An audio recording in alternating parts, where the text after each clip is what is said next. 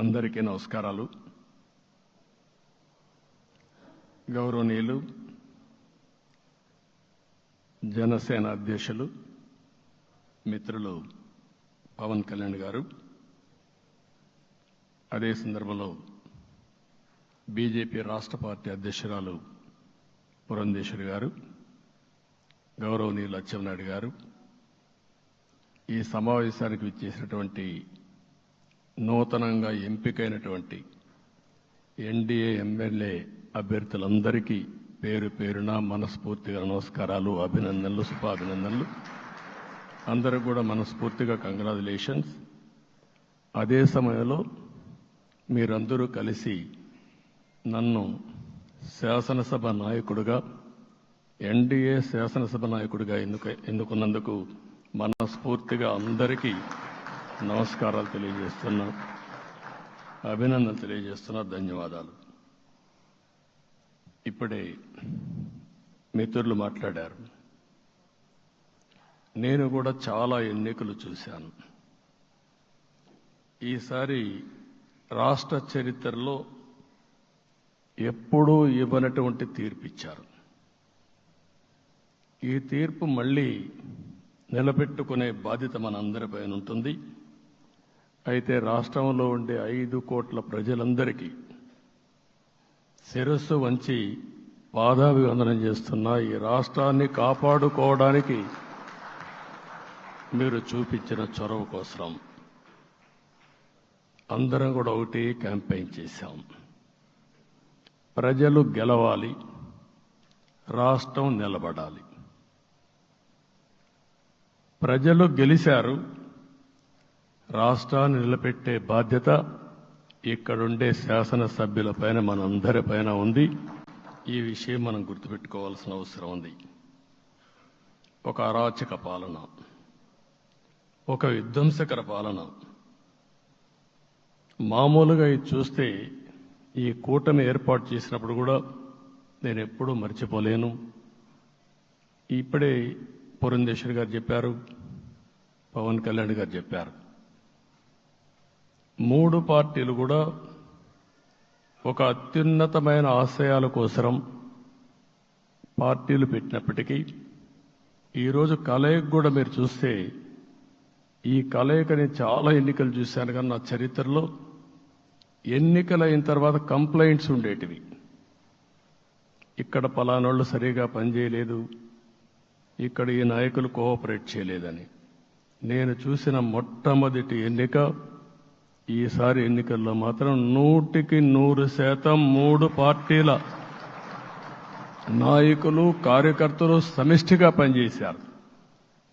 దానికి కారణం మనం ఒకసారి అన్వేషిస్తే, ప్రజలు మనోభావాలకు అనుగుణంగా మన కార్యకర్తలు కూడా ప్రవర్తించే పరిస్థితికి వచ్చారు. రాష్ట్రంలో ఉండే ప్రతి ఒక్క కార్యకర్తని, 3 పార్టీల తరపున ఉండే ప్రతి ఒక్క కార్యకర్తని, నాయకుడిని మనస్ఫూర్తిగా అభినందిస్తున్నా, ధన్యవాదాలు తెలియజేస్తున్నా, కృతజ్ఞతలు తెలియజేస్తున్నా. మేము చాలా వేవ్స్ చూసాం. 94లో 1 సైడ్ ఎన్నికలు జరిగాయి. అప్పుడు కూడా ఇన్ని సీట్లు రాలా, ఇన్ని ఓట్లు రాలా. ఈరోజు మనం చూస్తే 175 సీట్లకు గాను 164 సీట్లు గెలిచాం. అంటే 11 సీట్లే ఓడిపోయాం. అంటే స్ట్రైకింగ్ రేట్ 93%. అంటే మామూలుగా 93% రావడం అనేది దేశ చరిత్రలోనే అరుదైన అనుభవం ఇది. అలాంటి అనుభవం ఇక్కడ చూపించారు. ఓటింగ్ కూడా 57% ఓట్లు వేశారు. మనకు 50% ఓట్లు వేస్తే ఎక్కువ అనుకుంటాం. అలాంటిది 57% ఆవరేజ్గా ఈ రాష్ట్ర ప్రజానీకం మనల్ని ఆశీర్వదించారంటే మనలో ఎంత బాధ్యత పెరిగిందో మనం ఒక్కసారి గుర్తుపెట్టుకోవాల్సిన అవసరం ఉంది. జిల్లాల వారీగా, పార్లమెంట్ల వారీగా విశ్లేషిస్తే శ్రీకాకుళం క్లీన్ స్వీప్, 7కు 7 గెలిచాం.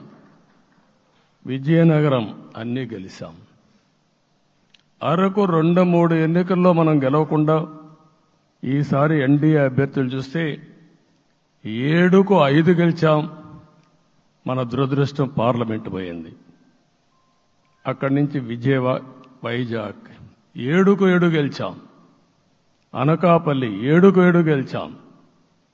దెన్ తూర్పుగోదావరి, కాకినాడ, అమలాపురం, రాజమండ్రి, నరసాపురం, పక్కన వస్తే ఏలూరు, మచిలీపట్నం, కృష్ణా, గుంటూరు, నరసరావుపేట, బాపట్ల అన్స్టాపబుల్ 7కు 7 గెలిచాం.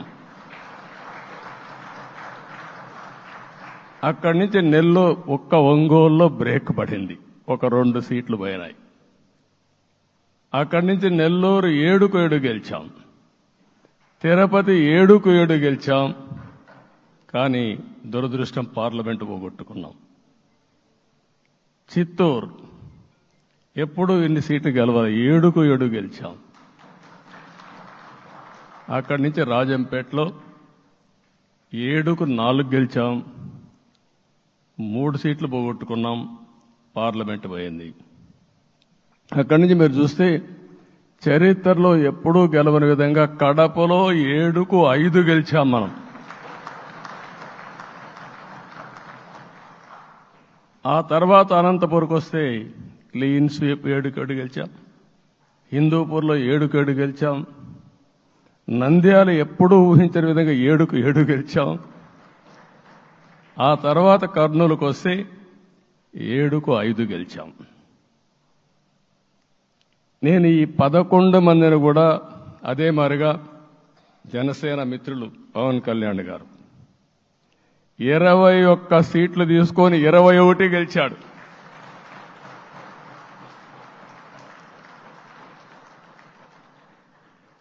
బీజేపీ 10 సీట్లు తీసుకుంటే 10 గెలిచారు, 8 గెలిచారు. అంటే 10కి 8 గెలవడం అనేది ఒక చరిత్ర. ఆ 2 సీట్లు కూడా కొన్ని ప్రత్యేకమైన కారణాల వల్ల ఓడిపోయాం తప్ప ఇంకోటి కాదు. అంటే ఇక్కడ ఒక లెసన్ మనందరికీ అర్థమైంది ఏంటంటే, అభ్యర్థులు గట్టిగా నిలబడుకున్న ప్రతి ఒక్క చోట ప్రజలు మనల్ని ఆశీర్వదించారు, గెలిపించారు. ఇదే ఈ యొక్క ఎన్నికల్లో మనందరం గుర్తుపెట్టుకోవాల్సిన ఒక ప్రత్యేకమైన విషయం. నేను చాలాసార్లు ఎన్నికలైన తర్వాత సమీక్షలు చేసుకున్నాం, కానీ ఇలాంటి విజయం, ఎలాంటి సాటిస్ఫాక్షన్ ఎప్పుడూ లేదు. దీనికి కారణం ప్రజలు మన మీద నమ్మకం పెట్టుకున్నారు. పార్లమెంట్ ఎన్నికల్లో కాదు, అసెంబ్లీ ఎన్నికల్లో చూస్తే 95,000 ఓట్ల మెజారిటీతో గెలిపించారు. గాజువాక 95,000 ఓట్ల మెజారిటీతో గెలిపించారు. ఈ విషయాలు నేను పవన్ కళ్యాణ్ గారు ఢిల్లీకి వెళ్ళినప్పుడు, పురంధేశ్వరి గారు వచ్చినప్పుడు, ఈ రాష్ట్రంలో ఇచ్చిన మ్యాండేట్ వల్ల ఢిల్లీలో మమ్మల్ని అందరూ గౌరవించే పరిస్థితికి వచ్చారు. మీ గెలుపు వల్ల ఈరోజు ఆంధ్రప్రదేశ్ రాష్ట్ర ప్రతిష్ట పెరిగింది, గౌరవం పెరిగింది. మనకు కూడా గౌరవం పెంచుకునే పరిస్థితికి వచ్చాం. అయితే ఇక్కడ ఒక విషయం మనం గుర్తుపెట్టుకోవాల్సింది, ఎంపిక చేసినప్పుడు అన్ని విషయాలు మేము కూలంకుషంగా ఆలోచించాం. ఏ సీటు ఏ అభ్యర్థులు ఏ పార్టీ తీసుకుంటే గెలుస్తారో ఆలోచించాం. ఒకసారి నేను చాలాసార్లు చూసినప్పుడు సీట్ల ఎంపికలో చాలా సమస్యలు వచ్చేటివి. మొట్టమొదటిసారిగా మొన్న ఎంపికల్లో కూడా చిన్న చిన్న సమస్యలు తప్ప ఎక్కడ పెద్ద సమస్యలు రాలేదు. అంటే మేమందరం కూడా ఒకటి ఆలోచించాం, గెలిపే ధ్యేయంగా పనిచేయాలి. కాబట్టి ఏ సీట్లో ఎవరు సీట్ ఇస్తే వాళ్ళు గెలుస్తారో ఆ సీట్లే ఇచ్చాం. అదే సమయంలో సీట్లు ఇచ్చిన తర్వాత ప్రతి ఒక్కరూ గౌరవించి గెలిపించే బాధ్యతకు వచ్చారు. ఇంకొక పక్కన ఈరోజు మిమ్మల్ని అందరినీ ఇప్పుడే పవన్ కళ్యాణ్ గారు చెప్పినట్టు వారి యొక్క సమయ స్ఫూర్తిని నేను ఎప్పుడూ మర్చిపోలేను.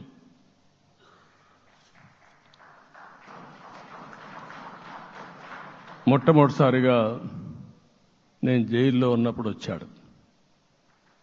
వచ్చినప్పుడు నన్ను పరామర్శించాడు. బయట వచ్చి ఈ రాష్ట్రం అంత మునుపు చెప్పినా అంత మునుపు అనేక సందర్భాల్లో ప్రభుత్వ వ్యతిరేక ఓటు చేయకూడదని చెప్పారు. కానీ నన్ను చూసి బయటికి వెళ్ళిన తర్వాత ఈరోజు తెలుగుదేశం జనసేన పొత్తు పెట్టుకుంటున్నామని చెప్పిన మొదటి వ్యక్తి పవన్ కళ్యాణ్ గారు. అప్పటికే బీజేపీతో పొత్తుంది. అయితే ఒక మాట చెప్పాడు, బీజేపీతో పొత్తుంది, బీజేపీ తెలుగుదేశం జనసేన 3 పార్టీలు కలిసి పోటీ చేస్తామని కూడా చెప్పి మళ్ళీ ఆ ప్రయత్నం చేసి కడాన రాష్ట్ర ప్రయోజనాల దృష్ట్యా బీజేపీ తెలుగుదేశం జనసేన పొత్తు పెట్టుకున్నాం. మనస్ఫూర్తిగా ఆయన అభినందిస్తున్నా. ఆ రోజటి నుంచి ఎలాంటి పొరపక్షాలు లేకుండా కలిసి పనిచేశారు. మాకు కొన్ని అనుమానాలు ఉండేటివి. ఓటు ట్రాన్స్ఫర్ అవుతుందా లేదా, ఓటు ట్రాన్స్ఫర్ కాకపోతే ఎక్కడన్నా సీట్లు నష్టపోతామని. అందుకే మీరు ఒకసారి చూస్తే ఎన్నికలు మొత్తం సెట్ అయింది, నామినేషన్స్ వేసాం, ముందుకెళ్ళాం.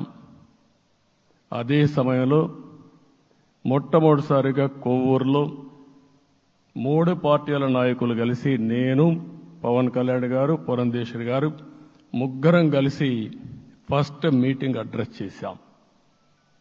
అక్కడి నుంచి 6 జిల్లాల్లో మేమిద్దరం కలిసి తిరిగాం. బీజేపీ నాయకులు కలిసి వచ్చారు. ఆ తర్వాత మొట్టమొదటిసారిగా అమిత్ షా గారు ఏదైతే అనంతపూర్లో ధర్మవరం కాన్స్టిట్యున్సీకి వచ్చారు. నేను మొన్న నేషనల్ మీటింగ్లో కూడా చెప్పాను. ఆయన వచ్చినప్పుడు చాలా స్పష్టంగా ఎందుకు మేము పొత్తు పెట్టుకున్నామనే విషయాలు చెప్తూ ఈ ప్రభుత్వ అవినీతిని ఎండగట్టారు, సూటిగా మాట్లాడారు. ఆ ఒక్క మీటింగ్తో రాష్ట్రం మొత్తం ఒక నమ్మకం వచ్చింది. బీజేపీ కూడా పూర్తిగా ఈ కూటమిని సపోర్ట్ చేస్తున్నారనే కాకుండా ఈ రాష్ట్రానికి ఏ అవసరం ఉందో చెప్పగలిగారు. అది అయిన తర్వాత ప్రధానమంత్రి గారు వచ్చారు. మొట్టమొదటి మీటింగ్ మీరు చూస్తే ఇక్కడనే రాజమండ్రిలో పెట్టారు. రాజమండ్రిలో స్పష్టత ఇచ్చారు, దేని అనకాపల్లిలో స్పష్టత ఇచ్చారు. తర్వాత రాజంపేటలో మాట్లాడుతూ చాలా క్లియర్గా చెప్పారు. ఇదే విజయవాడకు వచ్చినప్పుడు రోడ్ షో పెడితే నా జీవితంలో ఎప్పుడూ చూడలేదు, ప్రధానమంత్రి గారు కూడా అదే చెప్పారు, బ్రహ్మాండమైన రోడ్ షో విజయవాడలో జరిగిందని ప్రధానమంత్రి గారు కూడా అభినందించే పరిస్థితికి వచ్చారు. ఇవన్నీ కలయికే మన విజయం. ఈ విషయం మనం గుర్తుపెట్టుకోవాల్సిన అవసరం ఉంది. మీరు కష్టపడ్డారు. నేను చాలా ఎన్నికల్లో చూశాను. అందరూ అభ్యర్థులు కూడా ఈ ఎన్నికల్లో కష్టపడిన విధానం కానీ ఇంత కష్టం నేను ఎప్పుడూ చూడలేదు. ఒక్క మాటలో చెప్పాలంటే ప్రతి ఒక్కరూ మనసు పెట్టి పనిచేశారు. అందుకే ఈ గెలుపు వచ్చిందని చెప్పి కూడా నేను మీకు తెలియజేస్తున్నా. మీ అందరి సహకారంతో రేపు ప్రమాణ స్వీకారం చేస్తున్నాను. దానికి మీ అందరికీ ధన్యవాదాలు. రేపు ప్రమాణ స్వీకారానికి నరేంద్ర మోడీ గారు ప్రధానమంత్రిగా వారు వస్తున్నారు. అదే మరిగా ఎన్డీఏ నాయకులు వస్తున్నారు. ఇది ఒక అరుదైన అనుభవం. అంటే నేను 4వసారి ముఖ్యమంత్రిగా ప్రమాణ స్వీకారం చేస్తున్నాను కానీ ఈసారి దీనికి ఉండే ప్రాధాన్యత, ప్రజలు మన మీద పెట్టుకున్న నమ్మకం, నష్టపోయారు, ఇబ్బందులు పడ్డారు, మన మీద హోప్ పెట్టుకున్నారు. తిరిగి నేను ఒక్కడినే చేసే కార్యక్రమం కాదు. అందరం సమిష్టిగా మళ్లీ ప్రజలకు రుణం తీర్చుకునే సమయం ఆసన్నమైంది. దానికి ఈ రాష్ట్రానికి పూర్తిగా కేంద్ర సహకారం అవసరం. నిన్న పోయినప్పుడు కూడా నేను చాలా స్పష్టంగా కేంద్ర నాయకత్వాన్ని కోరాను. అటు అమిత్ షా గారిని, అదే మరి ప్రధానమంత్రి గారిని అందరినీ కోరాం. పూర్తిగా సహకరిస్తామని వారు హామీ ఇచ్చారు. దానికి మనందరి తరపున కేంద్రంలో ఉండే ప్రధానమంత్రి నరేంద్ర మోడీ గారిని, అదే మరి అమిత్ షా గారిని, కేంద్ర నాయకత్వాన్ని, అదే మరిగా బీజేపీ దేశ అధ్యక్షుడైనటువంటి నేషనల్ ప్రెసిడెంట్ గారి నడ్డా గారిని మనస్ఫూర్తిగా అభినందిస్తున్నానని చెప్పి కూడా నేను మీకు తెలియజేస్తున్నాను. ఈరోజు 40 సంవత్సరాలుగా రాజకీయాల్లో ఉన్నాను. నేను ఎప్పుడు కూడా రాగద్వేషాలకు అతీతంగా రాజ్యాంగంలో ఏదైతే మనం ప్రమాణం చేస్తామో రాజ్యాంగాన్ని అనుసరించి అదే విధంగా పనిచేశాను. మళ్ళీ ఈరోజు మీ అందరికీ హామీ ఇస్తున్నాం. నాకు అలవాటు ప్రజల కోసం కష్టపడడం, అవిశ్రాంతంగా పనిచేయడం, పోరాటాలు మాత్రమే నాకు తెలుసు. ప్రజాహితం మాత్రం తెలుసు. తప్పకుండా దాన్ని నిలబెట్టుకుంటా. ఇన్ని దశాబ్దాలుగా కూడా ప్రతి అడుగు కూడా మీరు ఒకసారి చూస్తే ప్రతి ఆలోచన, తపన అన్నీ కూడా ప్రజల కోసమే చేశాం. ఈరోజు మనకిచ్చింది ప్రజల అధికారం కాదు. ఇది ఒక పవిత్రమైన అత్యున్నతమైన బాధ్యత మనకు అప్పచెప్పారు. ఈ విషయం అనుక్షణం ప్రతి ఒక్కరూ మనం గుర్తుపెట్టుకోవాల్సిన అవసరం ఉంది. నేను 14 సంవత్సరాలు దగ్గర ముఖ్యమంత్రిగా ఉన్నాను. 15 సంవత్సరాలు ప్రతిపక్ష నాయకుడిగా పనిచేశాను. ఎన్నో సవాళ్లు చూశాను, ఎన్నో సంక్షోభాలు చూశాను. ప్రతి ఒక్క సంక్షోభాన్ని ఒక అవకాశంగా మలుచుకుని ముందుకు పోయాం. ఈరోజు కూడా మీకు అందరికీ ఈరోజు రాష్ట్రంలో మనం చూస్తే చాలా సమస్యలున్నాయి. నా అనుభవాన్ని మొత్తం తీసుకుని పూర్తిగా మీ అందరి సహకారంతో, మిత్రులు పవన్ కళ్యాణ్ గారి సహకారంతో పేద ప్రజల జీవితాలను మార్చడానికి అనునిత్యం ఆలోచిద్దాం. అది చేసి మన నిజాయితీని, మన కృతజ్ఞతని ప్రజలకు తెలియజేద్దాం. అందుకని ఇంకొక పక్క మీరు ఆలోచిస్తే రాష్ట్రం పూర్తిగా శిథిలమైపోయింది. దెబ్బతినని వర్గం అంటూ లేదు. అందుకనే ఓసారి ఆశ్చర్యం కూడా వేస్తుంది. ఈ రాష్ట్రం నుంచి కూలి పనుల కోసం వేరే రాష్ట్రాలకు వెళ్లిన వ్యక్తులు సొంత డబ్బులు పెట్టుకుని వాళ్ళ యొక్క ఫుడ్ కూడా పాకెట్స్ తయారు చేసుకొని వచ్చి ఓటేసి మళ్లీ వెళ్లారు. ఇది ఊహించని పరిణామం. ఇక్కడుండేవాడు ఓటేయడం ఒక ఎత్తైతే, పేదవాడు చిన్న చిన్న పనులు చేసుకునేవాడు కూడా వచ్చి ఓటేశారు. ఎక్కడో అమెరికా, ఆస్ట్రేలియా, ఆఫ్రికా విదేశాల్లో ఉండే ఎన్ఆర్ఐస్ అయితే లక్షల రూపాయలు ఖర్చు పెట్టుకొని వచ్చి పనిచేశారు. లక్షల రూపాయలు ఖర్చు పెట్టుకొని వచ్చి మనకు ఓటేశారు. నా జీవితంలో ఎన్నోసార్లు ఎన్నికలు చూశాను, కానీ ఈసారి ఒక బాధ్యతతో ఓటర్స్ ప్రవర్తించిన తీరు శాశ్వతంగా తెలుగు జాతి చరిత్రలో మిగిలిపోతుంది. అది ఈరోజు జరిగిన విషయం మనం గుర్తుపెట్టుకోవాలి. మనందరం ఒకటే గుర్తుపెట్టుకోవాల్సిన అవసరం ఉంది. ఏ అహంకారంతో విర్రవీగిపోయారో ఆ అహంకారం కూలిపోయింది. ఎన్నోసార్లు మనం చెప్పాం, ఏ వ్యక్తికి పదవొస్తే వినయం కూడా అవసరం. పదవొచ్చిందని విర్రవీగిపోయి రేపనేది లేకుండా ఉంటుందనుకుంటే మాత్రం ఇదే జరిగే పరిస్థితి వస్తుంది. అయితే మీ అందరినీ నేను కోరేది ఒకటే, ఇవన్నీ ఒక కేస్ స్టడీగా మీరందరం స్టడీ చేసుకోవాల్సిన అవసరం ఉంది. ప్రజలు బూతులు మాట్లాడే నేతల్ని, అరాచక శక్తుల్ని, అవినీతి పరుల్ని చూశారు. పాలకులంటే ఎలా ఉండాలో చూశారు. ఈ 5 సంవత్సరాల్లో పాలకుడు ఎలాంటి వాడు వచ్చి అర్హత లేని వ్యక్తి ఏ విధంగా ఉన్నాడో చూశారంటే, ఈరోజు ఇచ్చిన తీర్పు ఈ 5 ఏళ్లు పరిపాలించినటువంటి వ్యక్తి యొక్క ప్రవర్తన చూసిన తర్వాత ఇలాంటి వ్యక్తి పాలనకు పనికిరాడనే ఉద్దేశంతో ఓట్లు చేసే పరిస్థితికి వచ్చారు. ఇది నా ఉద్దేశ ప్రకారం ఒక కేస్ స్టడీ అవుతుంది, మనందరం కానీ జాగ్రత్తగా ఆలోచిస్తే.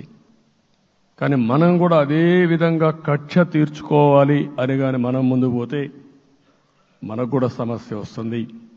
అదే సమయంలో ఒకటే చెప్తున్నా, తప్పు చేసిన వాడిని క్షమించి పూర్తిగా వదిలిపెడితే కూడా మళ్ళా అలవాటుగా మారుతుంది. తప్పు చేసిన వాళ్లకు శిక్ష పడవలసిన అవసరం ఉంది, చట్టపరంగా శిక్షించాల్సిన అవసరం ఉంది. అదే సమయంలో విధ్వంస రాజకీయాలు, కక్షా రాజకీయాలు కాకుండా ఇవన్నిటిని ప్రక్షాళన చేయాల్సిన అవసరం ఉందని చెప్పి కూడా నేను మీకు తెలియజేస్తున్నా. ఇంకొక పక్క 5 ఏళ్లలో ఎన్నో సంవత్సరాలు చూశాను కానీ కార్యకర్తలపైన దాడులు, హింసా రాజకీయాలు, అక్రమ కేసులు, వేధింపులు, కడాన సోషల్ యాక్టివిస్టులు కూడా ఇష్టానుసారంగా కేసులు పెట్టి హెరాస్ చేస్తే నిద్రపోకుండా వాళ్ళు కాపాడుకున్నాం. ఇంకొక పక్కన అన్ని పార్టీలకు 3 పార్టీలకు అనుభవం ఉంది. ఈరోజు మీరు చూస్తే ప్రాణాలు తీస్తూ అరాచకంగా ప్రవర్తిస్తూ తెలుగుదేశం పార్టీలో ఒక ఉదాహరణ చూసినప్పుడు అన్ని పార్టీలకు వర్తిస్తుంది. ఏదైతే మన పార్టీకి వ్యతిరేకంగా నేను ఆ పేర్లు చెప్పకూడదు కాబట్టి చెప్పలేదు, కానీ స్లోగన్ ఏమంటే కడాన మెడ మీద కత్తున్న జై తెలుగుదేశం అంటూ ప్రాణాలు వదిలిపెట్టే పరిస్థితికి వచ్చారు. ఇది ఊహించని పరిణామాలు ఇవన్నీ. ఇప్పుడు కూడా కళ్ల ముందర తిరిగే పరిస్థితి వస్తుంది. అందుకే ఈరోజు మనందరం కూడా ఇవన్నీ గుర్తుపెట్టుకొని, నాకు జరిగిన అవమానాలు చూశారు. నేను అందుకే మా కుటుంబానికి జరిగిన అవమానంతో నేను కూడా భరించలేక బయట వచ్చినప్పుడు ఒకటే శపథం చేసి వచ్చాను. ఆ శపథం, ఇది గౌరవ సభ కాదు, ఇది కౌరవ సభ. ప్రజాక్షేత్రంలో గెలిచి మళ్లీ ఈ సభను గౌరవ సభగా చేసి అడుగు పెడతానని చెప్పి శపథం చేసి బయట వచ్చాను. ఓసారి ఇవన్నీ చరిత్ర. ఆ శపథాన్ని ప్రజలు గౌరవించారు. గౌరవించిన ప్రజల్ని నిలబెట్టే బాధ్యత మనందరిపైన ఉంది. సభను కూడా ఎన్నోసార్లు పవన్ కళ్యాణ్ గారు చెప్పారు, భవిష్యత్తులో ఆంధ్రప్రదేశ్ శాసనసభని ఒక గౌరవ సభగా చేసి ప్రజా సమస్యల్ని చర్చిస్తామని చాలా స్పష్టంగా చెప్పారు. అలాంటి బ్రహ్మాండమైన వాతావరణం క్రియేట్ అవుతుంది. దానికి ఒక శాసనసభాపక్ష నాయకుడిగా నేను హామీ ఇస్తున్నా. మళ్లీ ఈ సభను గౌరవ సభగా, ఈరోజు మన పరిపాలన ప్రజా పరిపాలన, ప్రజా ప్రభుత్వంగా మనం ముందుకు పోవాల్సిన అవసరం ఉంది. ముందుకు పోతామని చెప్పి కూడా నేను మీకు తెలియజేస్తున్నా. ఇంకా కిందికి డెప్త్కి వెళ్తే గవర్నమెంట్లో ఏముందో ఇప్పటికి తెలియదు, ఎంత అప్పు ఉందో తెలియదు, ఎక్కడెక్కడ తెచ్చారో తెలియదు. ఇవన్నీ కూడా డెప్త్కి వెళ్ళినప్పుడు ఎన్ని లక్షల కోట్ల అప్పు ఉంది, ఏదేది తాకట్టు పెట్టారు, ఆర్థిక వ్యవస్థ ఏ విధంగా చిన్నాభిన్నం అయిపోయింది, ఇవన్నీ కూడా అధ్యయనం చేసుకోవాల్సిన అవసరం ఉంది. ఇరిగేషన్ రంగాన్ని పూర్తిగా నిర్వీర్యం చేశారు. రాష్ట్రానికి అతి ముఖ్యమైన ప్రాజెక్టు పోలవరం. కేంద్రం క్లియర్గా పోలవరానికి సహకరించారు. నాకు ఇప్పుడు కూడా జ్ఞాపకం ఉంది, 2014 కంటే ముందు నేను ముఖ్యమంత్రి అయ్యాను, ఎంపికయ్యాను, ఢిల్లీకి వెళ్ళాను, ఢిల్లీకి వెళ్ళినప్పుడు 7 మండలాలు తెలంగాణలో ఉన్నాయి. పోలవరం ముంపుకు గురి అయ్యే 7 మండలాలు తెలంగాణలో ఉన్నాయి. ఆ 7 మండలాలు అక్కడుంటే జూన్ 2వ తారీఖున నోటిఫికేషన్ వస్తే ఆ తర్వాత తెలంగాణ అనుమతి ఉంటే తప్ప, పునరావాసానికి ఒప్పుకుంటే తప్ప మనం పోలవరం కట్టే పరిస్థితి లేదు. ఆ రోజు రాజ్నాథ్ సింగ్ గారు పార్టీ అధ్యక్షుడు. అదే మాదిరిగా ఆ రోజు వెంకయ్య నాయుడు గారు కూడా యాక్టివ్గా ఉన్నారు. నేను ఒకటే కోరాను, ప్రజలు నన్ను ఎంపిక చేసుకున్నారు, ఇక్కడ మనం ఎన్డీఏ వచ్చింది, ఈ ప్రాజెక్టు పూర్తి కావాలంటే ఆ 7 మండలాలు ఆంధ్రప్రదేశ్ రాష్ట్రానికి ఇస్తే తప్ప పూర్తి కాదు. మీరు 7 మండలాలు ఇవ్వకపోతే నేను ప్రమాణ స్వీకారం చేయను, నాకు ఈ పదవి వద్దని ఆ రోజు చాలా స్పష్టంగా చెప్పాను. ఇది ఎప్పుడు కూడా చరిత్రలో ఎప్పుడు జరగని విషయం. ఆ రోజు ప్రధానమంత్రి గారు నరేంద్ర మోడీ గారు ఇవన్నీ ఆలోచించి ఫస్ట్ క్యాబినెట్ మీటింగ్లో పెట్టి ఒక ఆర్డినెన్స్ ఇచ్చి ఆ 7 మండలాలు ఆంధ్రప్రదేశ్కి ఇచ్చి తర్వాత పార్లమెంట్ సమావేశాలు పెట్టుకున్నారంటే అది ఒక చరిత్ర. అంటే ఆ రోజు కానీ కేంద్రంగాన 7 మండలాలు ఇవ్వకపోయుంటే పోలవరం ప్రాజెక్టు ప్రారంభమయ్యేది కాదు. అన్ని కష్టాలు పడి మళ్లీ డబ్బులన్నీ కోర్టులో ఉండే కేసులన్నీ విత్డ్రా చేయించి అన్నీ చేయించాం. 72% పనులు పూర్తి చేశాం. ఈరోజు మళ్లీ మొదటికి వచ్చింది. డయాఫామ్ వాల్ పూర్తిగా కొట్టుకొని పోయే పరిస్థితికి వచ్చింది, డ్యామేజ్కి అయ్యే పరిస్థితి వచ్చింది, ఎక్కడుందో తెలియని పరిస్థితి. మళ్లీ కేంద్ర సహకారంతో రాష్ట్రానికి అతి ముఖ్యమైన ప్రాజెక్టు పోలవరం, దీన్ని పూర్తి చేసే బాధ్యత, దీన్ని పూర్తి చేసి నదుల అనుసంధానం చేసి మన అందరం ప్రతి ఒక్క ఎకరాకు నీళ్లు ఇవ్వగలిగితే దానికంటే బ్రహ్మాండమైన కార్యక్రమం ఏమీ ఉండదు. వ్యవసాయ రంగం స్టెబిలైజ్ అవుతుంది. ఇది సాధించడానికి అన్ని విధాలా కష్టపడతామని చెప్పి కూడా నేను మీకు తెలియజేస్తున్నాను.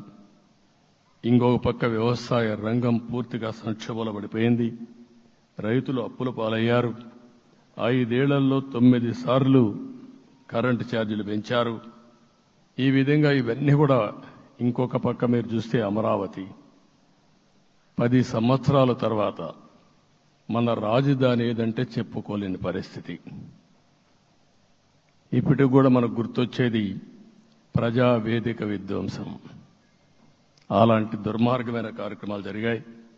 ఇవన్నీ కూడా గుర్తు చేసుకుంటూనే కక్షపూరిత రాజకీయాలు కాకుండా కన్స్ట్రక్టివ్ పాలిటిక్స్కి మనం ముందుకు పోవాల్సిన అవసరం ఉంది. అందుకే ఈరోజు నేను ఒకటే మీ అందరికీ హామీ ఇస్తున్న, మీ ద్వారా ప్రజలందరికీ, మనది ప్రజాప్రభుత్వం. ఇకపైన మన ప్రభుత్వంలో ప్రజావేదికల కూల్చివేతలు ఉండవు. 3 రాజధానులంటూ రాష్ట్ర భవిష్యత్తు ఆటలాడే పరిస్థితి ఉండదు. మన రాజధాని అమరావతి, అమరావతి రాజధాని. విశాఖపట్నం ఆర్థిక రాజధానిగా, ఒక ప్రత్యేకమైన సిటీగా, ఆధునికమైన నగరంగా తయారు చేసుకుందాం. దాన్ని ఎప్పుడు కూడా నేను కంబైన్డ్ ఆంధ్రప్రదేశ్ కూడా గుర్తుపెట్టుకున్నాను. విశాఖపట్నం అటు జనసేనకు, తెలుగుదేశానికి, బీజేపీకి ముగ్గురు కూడా చాలా ముఖ్యమైన నగరం ఇది. ఎందుకు నేను ఈ మాట అంటున్నానంటే, లాస్ట్ ఎలక్షన్లో 2014లో హరిబాబు అక్కడ ఎంపీగా గెలిచారు. తర్వాత విడిపోయిన తర్వాత 2014లో మళ్ళీ మనం పోటీ చేసినప్పుడు చేశాం. 2019లో 4 అసెంబ్లీ సీట్లు గెలిపించిన ఏకైక నగరం విశాఖపట్నం తెలుగుదేశం పార్టీకి. అదే మాదిరిగా ప్రజల్లో గణనీయమైనటువంటి అభిమానం జనసేన అధినేత పవన్ కళ్యాణ్ గారి పైన ఉంది. ఈ 3 కలిపి నిన్న ఒక సునామీ మారిగా వచ్చింది. అక్కడ ఒక్కొక్క సీట్లో మీరు చూస్తే 90,000, 90,000, 70,000, 80,000 మెజారిటీతో గెలిపించారంటే ఆనాటి ముఖ్యమంత్రి విశాఖపట్నాన్ని రాజధానిగా చేస్తాను, ఎన్నికలవుతానే అక్కడే ప్రమాణ స్వీకారం చేస్తానంటే నువ్వు రావద్దు అని ప్రజా తీర్పిచ్చిన రాజధాని నగరం విశాఖ నగరం.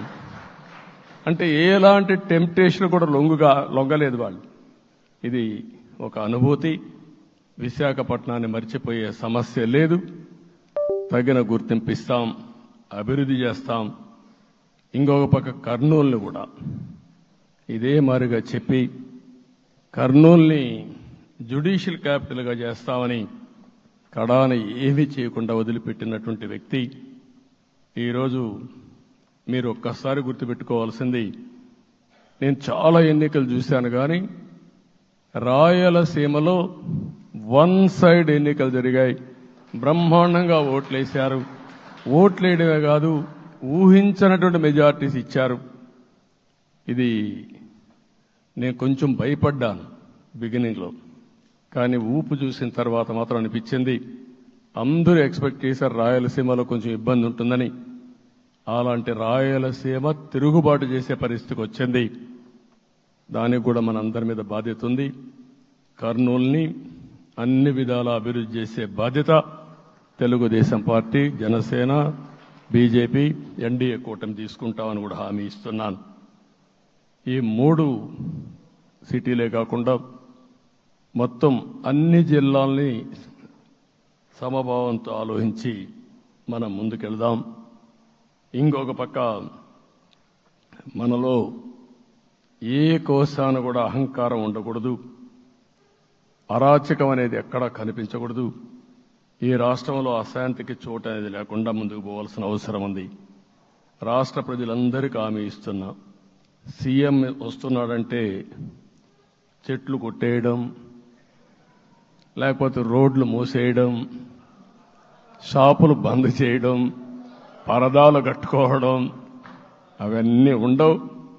సీఎం కూడా ఒక మామూలు మనిషిగానే వస్తా,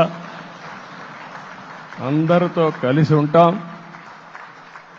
నేను సీఎంగా ఉన్నా మా మిత్రుడు పవన్ కళ్యాణ్ గారు ఏ హోదాలో ఉన్నది కూడా రేపు అనౌన్స్ చేసుకుంటాం. మేమందరం కూడా సామాన్యమైన వ్యక్తులుగానే వస్తాం మీ దగ్గరికి, మీలో ఒక వ్యక్తిగా ఉంటాం.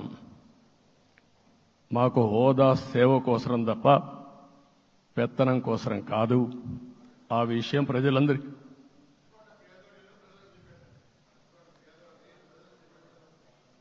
అవన్నీ చేస్తాం. ఇంకొక పక్కన నిన్న మొన్న నేను వస్తానంటే వాళ్ళకు కూడా తెలుసు కాబట్టి ఎన్డీఏ అభ్యర్థిగా అంటే శాసనసభ నాయకుడిగా ఎన్నుకుంటారనే ఉద్దేశంతో, ముఖ్యమంత్రి అవుతాను ఉద్దేశంతో రోడ్లన్నీ కూడా నిలిపేస్తాను. నేను ఒకటే చెప్పాను, మేము వచ్చినప్పుడు ఒక్క నిమిషం ఒక సిగ్నల్కి ఇంకొక సిగ్నల్కి కొద్దిగా గ్యాప్ పెట్టుకోండి.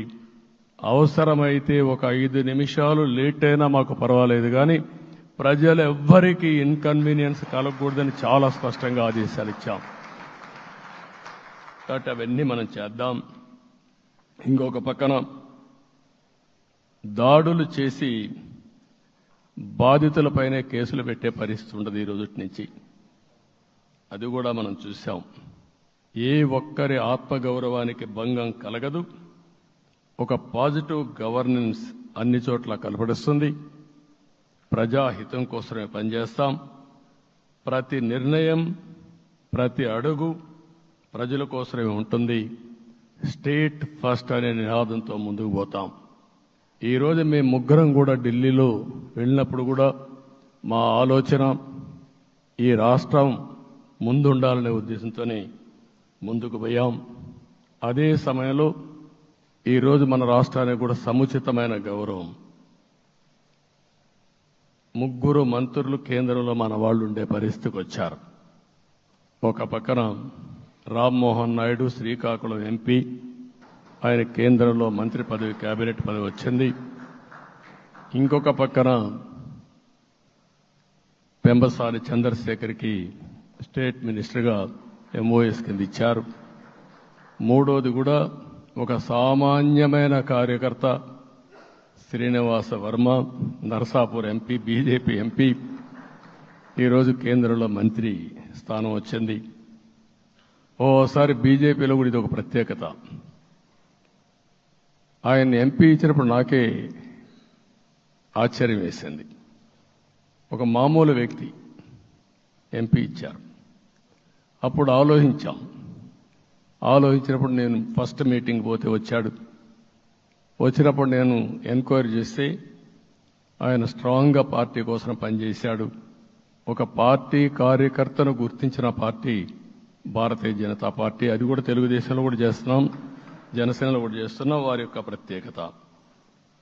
ఈరోజు నిన్న కూడా మనం అందరం చూస్తే మోదీ గారు మొన్నే మీటింగ్ అయినప్పుడు చూశాం, ఆయన స్పీచ్ను కూడా చూశాం. నేను కూడా చాలా స్పష్టంగా చెప్పాను, 10 సంవత్సరాల మోడీ గారి పరిపాలన దేశ ప్రతిష్ట పెంచింది. ప్రపంచంలోనే భారతీయులకు గుర్తింపు వచ్చింది. 11వ స్థానంలో ఉన్న ఆర్థిక వ్యవస్థ ఈరోజు 5వ స్థానానికి తీసుకొచ్చారు. ఇంకొక పక్కన ఎన్డీఏ 3.0 ఈ పరిపాలన 5 ఏళ్లలో 5వ స్థానం నుంచి 3వ ఆర్థిక అతిపెద్ద దేశంగా భారతదేశం ఎమర్జ్ కాబోతుంది. ఇది మన దేశానికి గర్వకారణం. ఇంకొక పక్కన ఆయన కల వికసిత్ భారత్ 2047, మనందరి కల వికసిత్ ఆంధ్రప్రదేశ్. ఇది మనందరం ఒక కలగా పెట్టుకొని ముందుకు పోవాల్సిన అవసరం ఉంది. అదే సమయంలో మనందరి ఆలోచన పేదరికం లేని సమాజం, zero poverty nation, zero poverty state, zero poverty నియోజకవర్గం. ఇది ఎన్టీ రామారావు గారి కళ. ఆయన చాలాసార్లు నేను మొన్న కూడా చెప్పాను, ఒకప్పుడు కమ్యూనిజం, క్యాపిటలిజం, సోషలిజం ఇది ఆర్థిక సంస్కరణ రాని ముందు ప్రతి ఒక్కరిని అడిగే విధానం. ఎవరిని అడిగినా మీరు ఏ సైడ్ ఉంటారని అడిగేవాళ్ళు. అలాంటి సమయంలో ఎన్టీ రామారావు గారిని మీరు ఏ ఇజాన్ని నమ్ముతారో చెప్పమంటే నాకు ఈ ఇజాల గురించి తెలియదు, నాకు తెలిసింది ఒకే ఒక ఇజం, అది హ్యూమనిజం అని చెప్పిన ఏకైక నాయకుడు భారతదేశంలో ఎన్టీ రామారావు గారు. ఆయన ఆ రోజు చెప్పింది పేదరికం లేని సమాజాన్ని సృష్టించాలని, పేదవాళ్లే దేవుళ్ళు, సమాజమే దేవాలయం అని చెప్పిన వ్యక్తి. ఆ కళని సాధికారం చేద్దాం. అదే నేను నిన్న చెప్పినప్పుడు కూడా ఈ దేశం అభివృద్ధి కావడంలో ఎలాంటి అనుమానం లేదు. కానీ ఆ అభివృద్ధి ఫలితాలు పేదవాళ్లకు తీసుకుపోవడంలో కాన్షియస్ ప్రజా నిర్ణయాలు తీసుకోవాలి, పబ్లిక్ పాలసీ తీసుకోవాలి. దానికి మన రాష్ట్రం నాంది పలికి కేంద్రానికి కూడా ఒక ఆదర్శంగా మనం నిరూపించుకుందాం. దానికి మీరందరూ కూడా మీ స్థాయిల్లో మీరు చేయాల్సిందిగా నేను కోరుకుంటూ ఈరోజు ప్రజలందరికీ విజ్ఞప్తి చేస్తున్నాం. మీరు ఓట్లు వేశారు, మమ్మల్ని గెలిపించారు, మీరు గెలిచారు, మీ పని అయిపోలేదు. కానీ మమ్మల్ని అనునిత్యం ఆశీర్వదించుతూ నడిపించే బాధ్యత ప్రజల్ని తీసుకోమని పూర్తిగా కోరుకుంటున్నా. ప్రజాస్వామ్యంలో ఎప్పుడు కూడా ఓట్లేసి బాధ్యత లేకుండా ఉండేవాళ్ళు, కావాల్సింది అడిగేవాళ్ళు. నిన్న ఎన్నికల్లో చాలా మందిని చూశాను. ఫస్ట్ టైం పోలింగ్ ప్రారంభం అవుతానే అరాకొర వచ్చేవాళ్ళు. పోలింగ్ స్టేషన్లో కూడా మనుషులు ఉండేవాళ్ళు కాదు. కొంతమంది మధ్యతరగతి అబవ్ ఉండేవాళ్ళైతే ఎప్పుడో మధ్యాహ్నం పైన పోదామని ఇంట్లో లీజర్గా పడుకునేవాళ్ళు. మధ్యాహ్నం పైన కూడా ఖాళీగా ఉంటే వచ్చేవాళ్ళు, ఎండలు ఎక్కువ ఉంటే కొంతమంది అవాయిడ్ చేసేవాళ్ళు. అందుకే మొన్న ఎన్నికల్లో మీరు చూస్తే ఫస్ట్ అవర్లో ప్రతి ఒక్క పోలింగ్ స్టేషన్ ఫుల్గా క్యూలు ఉన్నాయి. ఆ క్యూలు కంటిన్యూ అయింది. మీరు చూస్తే రాత్రి 2 గంటల వరకు క్యూలో నిలబడుకొని ఓట్లు వేశారంటే వాళ్ళ బాధ్యత వాళ్ళు నెరవేర్చారు. దానికి మనం అందరం గుర్తుపెట్టుకొని ఏ విధంగా చేయాలనో మనం కూడా చేయాల్సిన అవసరం ఉంది. ప్రజలందరికీ విజ్ఞప్తి చేస్తున్నా, మమ్మల్ని నడిపించండి. ఎక్కడైనా మేము తప్పు చేస్తే చెప్పే విధానం కూడా ఎస్టాబ్లిష్ చేస్తాం. ఎప్పటికప్పుడు ఫీడ్బ్యాక్ ఇవ్వండి. ఫైనల్గా కలిసి సాగుదాం, రాష్ట్రాన్ని పునర్నిర్మాణం చేద్దాం. నా జీవితంలో నేను చాలా చూశాను, కానీ నాకు ఒకటే కోరిక, భారతదేశం ప్రపంచ దేశాల్లో నెంబర్ 1 దేశంగా తయారు కావాలి. అవుతుంది, దాంట్లో అనుమానం లేదు. 2047కి ప్రపంచంలో భారతదేశం మొదటి స్థానం బాగా పనిచేసుకుంటే, లేకపోతే 2వ స్థానంలో మనం ఉంటాం. అదే సమయంలో ప్రపంచం మొత్తం భారతీయులు నెంబర్ 1 స్థానంలో ఉంటారు. అది నరేంద్ర మోడీ గారి కళ. అది డెఫినెట్గా జయప్రదం అవుతుందని నేను ప్రగాఢంగా విశ్వసిస్తున్నా. ఇందులో నా స్వార్థం కూడా ఉంది. తెలుగు జాతి ప్రపంచంలోనే నెంబర్ 1గా ఉండాలనేది మన కోరిక. ఇప్పటికీ మీరు చూస్తే హైయెస్ట్ పర్ క్యాపిటా ఇన్కమ్ ప్రపంచంలో ఏ దేశంలోకి వెళ్ళా భారతీయులు సంపాదిస్తున్నారు. అందులో అగ్రస్థానంలో తెలుగు వాళ్ళు ఉన్నారు.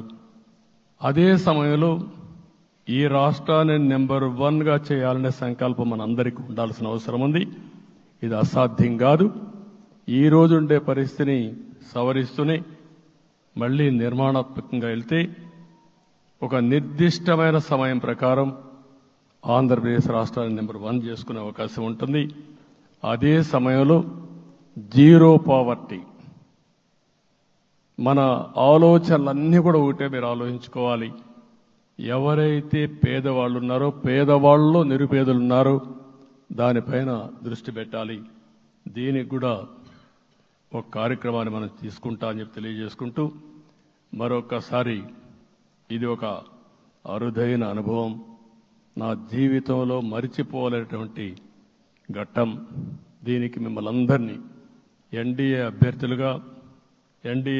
అభ్యర్థిగా ముఖ్యమంత్రిగా నన్ను ఎంపిక చేసిన ఎన్డీఏ ఎమ్మెల్యేలందరినీ పేరు పేరున మనస్ఫూర్తిగా అభినందిస్తూ, మరొకసారి బాధ్యత ఈ రోజు నుంచి ఇంకా ఎక్కువైంది.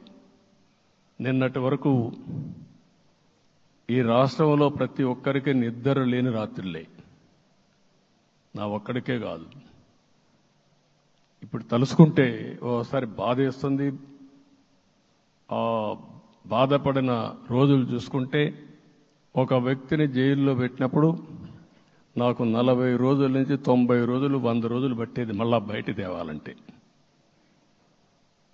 మళ్ళా జైల్లో ఏం చేస్తారో తెలియదు. అక్కడి నుంచి ఇంకా ప్రెషర్ మౌంటప్ చేసుకుంటూ వచ్చాం. ఆ త్యాగం చేసిన రోజులను ఒకసారి గుర్తుపెట్టుకుంటూ, సఫర్ అయిన ప్రతి ఒక్కరిని, పార్టీ కార్యకర్తలనే కాకుండా ప్రజలను కూడా గుర్తుపెట్టుకొని, సోషల్ యాక్టివిస్టులు గుర్తుపెట్టుకొని ఈ రాష్ట్ర పునర్నిర్మాణం కోసం ముందుకు పోదామని తెలియజేసుకుంటూ, మరొకసారి మీ అందరికీ మనస్ఫూర్తిగా అభినందనలు తెలియజేసుకుంటూ, నన్ను పూర్తిగా బలపరిచినటువంటి మిత్రుడు పవన్ కళ్యాణ్ గారికి, అదే మరిగా బీజేపీ నాయకత్వానికి, పురంధేశ్వరి గారు ఇక్కడ నేను చూశాను. మేమిద్దరం, వారు ఎంపీ అభ్యర్థిగా ఉన్నప్పటికీ ఎప్పుడో కంప్లైంట్ చేసినా లేకుంటే కోఆర్డినేషన్ ప్రాబ్లం వచ్చినా ఇమీడియట్గా స్పందించి వారు కూడా కోఆర్డినేట్ చేశారు. అందరూ కూడా ఎక్కడా పొరపచ్చాలు లేకుండా మనస్ఫూర్తిగా చేశాం కాబట్టి ఈ గెలుపు సాధ్యమైంది. ఈ గెలుపుకు సహకరించిన ప్రతి ఒక్క నాయకుడికి, ప్రతి ఒక్క పార్టీకి, ప్రతి ఒక్క కార్యకర్తకి, ప్రజలందరికీ కూడా పేరు పేరున మనస్ఫూర్తిగా నమస్కారాలు తెలియజేసుకుంటూ మీ అందరి దగ్గర సెలవు తీసుకుంటున్నాను. జై హింద్, జై హింద్.